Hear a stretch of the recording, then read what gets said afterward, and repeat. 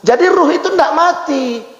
Yang mati itu jasad, badan. Habis badan kita ini dimakan cacing tanah. Ada yang dimakan oleh ikan hiu, ada yang dikuyak-kuyak oleh singa, harimau, ada yang mati di dalam perut ular.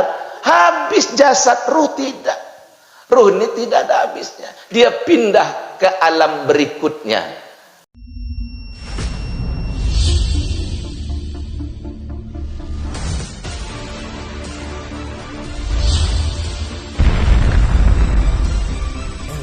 TV rahmatan lil alamin. Warahmatullahi wabarakatuh. Waalaikumsalam warahmatullahi wabarakatuh. Alhamdulillahilladzi hadana lihada wa ma kunna linahtadiya laula an hadanallah. Ashhadu an la ilaha illallah wahdahu la syarika lah wa ashhadu anna sayyidana Muhammadan abduhu wa rasuluh la nabiyya ba'da. Allahumma salli ala sayyidina Muhammad wa ala alihi wa ashabihi da'aimil Islam. Mengajak saya kepada diri pribadi dan kita semua untuk senantiasa berzikir dan bersyukur kehadirat Allah Subhanahu wa taala untuk mendapatkan keberkahan hidup, keberkahan umur dan keberkahan rezeki. Amin ya rabbal alamin. Salawat beriringkan salam, mari sama-sama kita haturkan kepada yang mulia junjungan alam Habibullah Muhammad Rasulullah sallallahu alaihi wasallam. Mudah-mudahan kita dan keluarga kita semuanya mendapat syafaat pertolongan beliau sejak hidup di atas dunia sampai nanti hidup pada hari kiamat. Hidup yang di atas dunia ini sementara, tapi kehidupan kita itu kekal adanya sampai nanti masuk ke dalam surga dan dijauhkan daripada masuk ke dalam api neraka. Di surga kekal, khalidina fiha kata Allah. Di neraka juga kekal, khalidina fiha. Tidak ada sebentar-sebentar main sebentar di neraka terus ke surga. Ini bukan wisata. Surga sama neraka itu bukan wisata. Bisa sebentar-sebentar ke surga, sebentar-sebentar ke neraka. Atau kita bercita-cita, biarlah nanti disiksa dulu di neraka terus baru masuk ke surga. Tidak ada. Khalidina fi, kekal di dalamnya, ya, kekal di dalamnya, tidak ada. Coba buka Quran itu. Nah, ibu-ibu hadirin yang rahmati Allah Subhanahu wa taala, alhamdulillah pada hari ini kita mendapat undangan Sohibul Bait, keluarga berkeluarga di rumah nan bertuah ini untuk kirim doa arwah sekaligus minta doa selamat dan sekaligus doa untuk tolak bala. 3 ini. Ibu-ibu yang hadir, kita yang hadir ini, adapun hajat Sohibul Bait ini kalau saya tengok dari apa yang diberikan kepada kami kertas dan apa yang sudah disampaikan mukaddimahnya oleh Bunda Sal tadi, 3 nih. Yang pertama minta doa arwah dari keluarga Sohibul Bait. Yang kedua doa selamat, yang ketiga doa tolak bala. Ya, 3 ya. Nah, nih.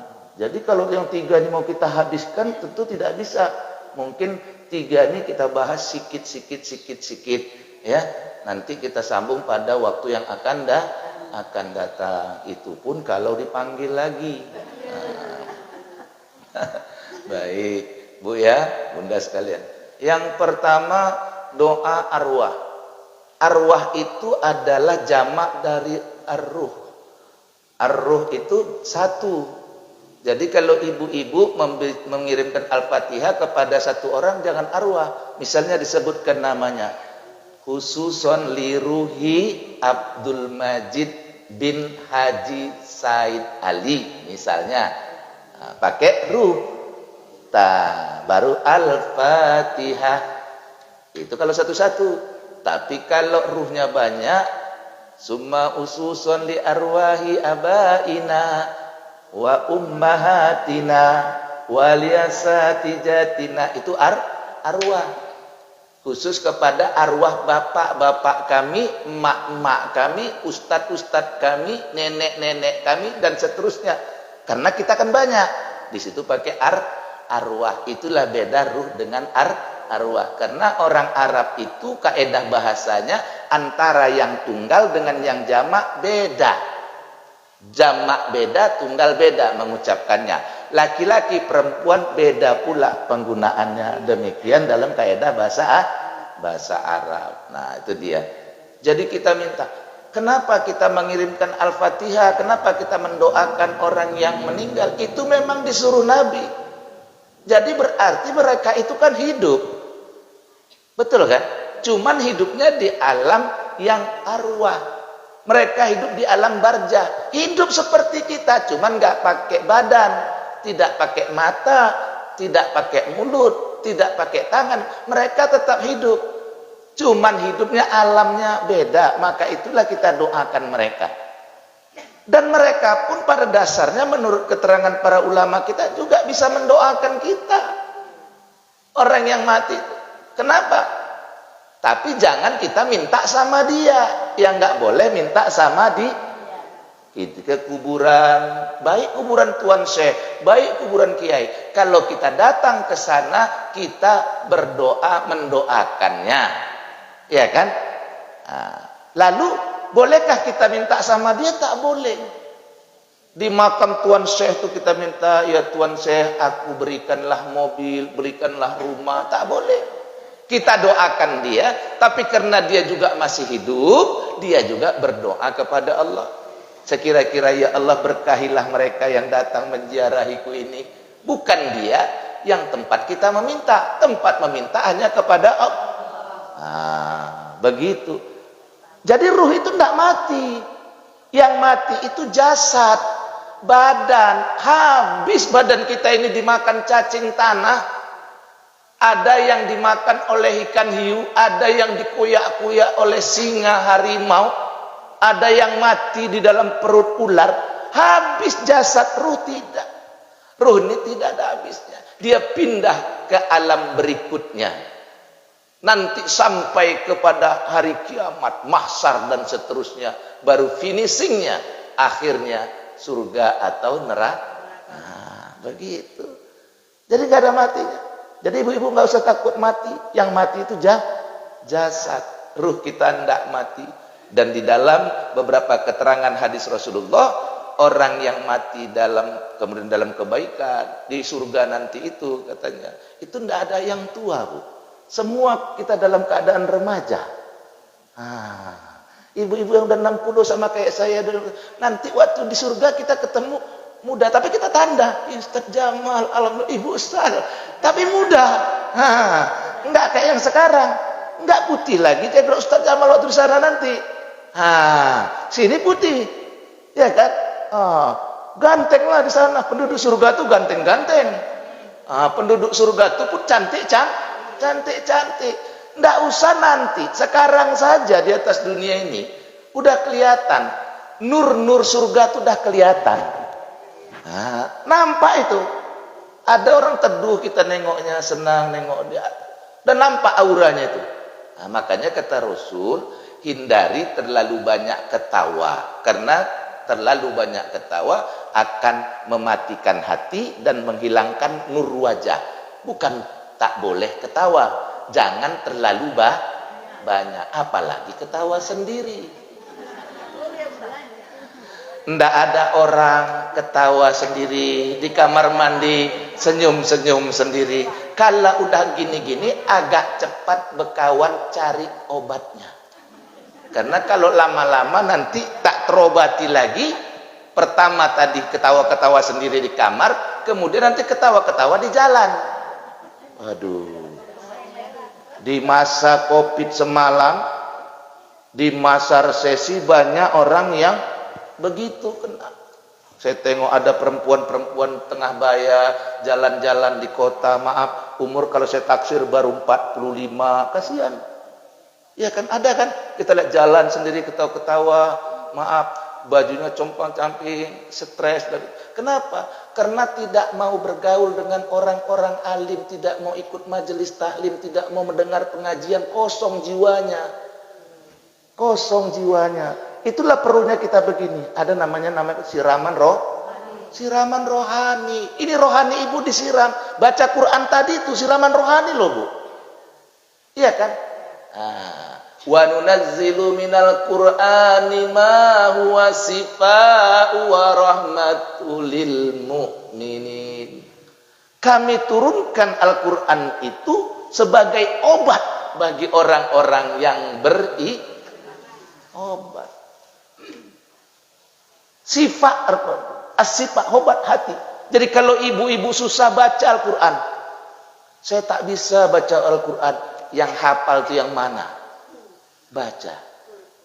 Oh, yang hafal Al-Fatihah baca Bismillahirrahmanirrahim. Alhamdulillahirabbil alamin. Ar-Rahmanirrahim. Baca. Oh, yang hafal suratul Ikhlas baca. Itu yang hafal. Tapi bacanya mendalam, dari dalam hati. Al-imanu aqdum biqalbi wa qaulum bilisan. Malam tuh tengah malam bangun. Ada masalah, bangun tengah malam itu. Baca Quran tuh, tahajud. Ya kan? Wa minal laili fatahajjad bihi nafilatan lak asa ayyama'asaka rabbuka maqamam mahmuda. Masya Allah, banyak ibu-ibu yang hafal ayat-ayatnya yang saya baca tuh. Tenangkan hati, nikmat, Bu. Orang kalau sekarang ini sudah dapat kebahagiaan dunia, itu automatically dipastikan itu akan bahagia di akhirat. Kalau orang sekarang sudah menderita, sudah terpuruk, di sana juga. Cuman ukuran dunia ini, bahagia dan derita itu bukan harta, bukan pangkat, bukan jabatan, hati. Hati, legowo, ikhlas, sabar. Sabar itu berat. Sampai-sampai di dalam Al-Quran, di dalam surat Al-Baqarah 46, apa kata Allah tentang sabar? 45. Wasta'inu bis-sabri was-shalah wa innaha lakabiratun illa 'alal khashiin. Jadikan sabar dan sholat sebagai senjatamu, wa innaha, tetapi keduanya itu lakabiratun. Lamnya lam taukid. Jadi lam itu ada dua cara membacanya dan dua maknanya. Kalau dibaca panjang satu alif dua harokat, artinya tidak, atau lam nafi, lam nahi. La ilaha illallah. Lamnya itu lam nafi atau lam nahi, menidakkan, tidak ada Tuhan kecuali Allah. Tapi di dalam surah Al-Baqarah ayat 45 ini lamnya itu lam taukid. Lam taukid itu lam menekankan. Jadi lakabiratu, ya, lakabiroh itu, lakabiratun itu maknanya bukan lagi berat, sangat berat. Sabar dan sholat itu kata Allah sangat berat, bukan berat lagi, Bu. Kalau kita bilang sholat itu berat, banyak orang bilang sholat berat, betul. Menurut Allah, firman Allah bukan lagi berat, sangat berat. Sabar itu sangat berat, Bu. Yang gampang mengucapkannya gampang, mengamalkannya berat. Betul? Seberat-beratnya sabar, lebih berat lagi sabarudin. Sabar aja udah berat. Sabarudin ada kilonya. Kadang-kadang 70 kilo, kadang-kadang kalau udah kaya kali 120 kilo. Berat sabarudin. Nah, itu, Bu. Berat. Siapa yang bisa gampang sabar? Illa alal khashiin. Kecuali orang-orang yang maka sholat itu perlu khusyuk. Nanti kita bahas pada pengajian yang akan datang. Kalau saya tidak silap, di pengajian yang lalu sudah kita bahas sedikit. Mungkin ya, sedikit ya, tapi belum tuntas. Untuk sholat yang khusyuk. Itulah orang yang, sebab begini, belum tentu sholat yang kita kerjakan ini baik. Karena ada dua macam sholat, kata Rasulullah. Sholat yang baik akan datang ke hadirat Allah, naik seperti kain putih yang bersih, naik ke atas Allah, sampai ke hadirat Allah, diterima Allah, kemudian dikembalikan Allah kepada orang yang sholat sebagai rahman dan kasih sayang Allah. Ku kembalikan ini sholatmu. Tetapi orang yang sholatnya tidak benar, tidak khusyuk, asal-asal saja dia sholat, maka sholat itu akan dikembalikan seperti kain hitam yang naik ke atas kehadirat Allah, seperti kain hitam yang terkuyak-kuyak, kemudian dicampakkan oleh Allah. Terimalah suratmu sebagai murkanya Allah. Jadi ada orang yang dimurkai Allah. Di dalam surat Al-Ma'un, fawailul lil musallin alladzina hum an salatihim, maka celaka, masih celaka orang yang sholat yang mereka lalai dalam sholatnya. Coba kita yang udah sholat, kita perbaiki sholatnya supaya sholat yang khusyuk. Inilah yang inilah yang mendatang keuntungan. Di dalam surah Al-Mu'minun dijelaskan Allah, qad aflahal mu'minun alladzina hum bi salatihim khashi'un. Sungguh beruntung, menanglah orang yang beriman yang mereka sholatnya khusyuk. Jadi orang yang menang, orang yang beruntung yang sholatnya khusyuk. Orang yang rugi, yang celaka, yang sholatnya tidak khusyuk. Nah, itu makanya itu perlu ngaji, belum tuntas. Saya udah sholat kok, nggak perlu lagi belajar, belum. Karena belum sholatnya belum tentu. Nah, sholat yang khusyuk ini yang mau kita dapat. Nah, tenanglah kalau ada sholat yang khusyuk. Ada duit tenang, nggak ada duit tenang. Miskin tenang, kaya lebih tenang lagi. Ya kan? Tapi yang dikehendaki kaya karena banyak orang harta kaya tapi mental miskin, pelit. Ada orang dia hartanya biasa-biasa saja tapi mentalnya mental orang kaya, suka ngasih, suka memberi, pantang lengok orang susah kasih. Dan tidak pernah ada sejarah menjadi miskin orang yang pemurah. Tidak pernah. Dari sejarah zaman dulu sampai zaman sekarang tidak ada. Karena Allah berjanji diberikan 700 kali sebagaimana dalam surah Al-Baqarah ayat 261. Jadi mendoakan para arwah, disuruh kita. Sampai-sampai kita itu mendoakan orang beriman yang hidup dan mati itu perintah. Bahkan salah satu yang wajib dalam rukun khutbah itu, di khutbah yang kedua itu wajib kita mendoakan Allahumma firlil mu'minina wal mu'minat wal muslimina wal muslimat al ahya'i minhum wal coba disuruh, diwajibkan itu. Jadi kalau ada khotib yang tidak membaca doa itu pada khutbah kedua, batal khutbahnya, batal.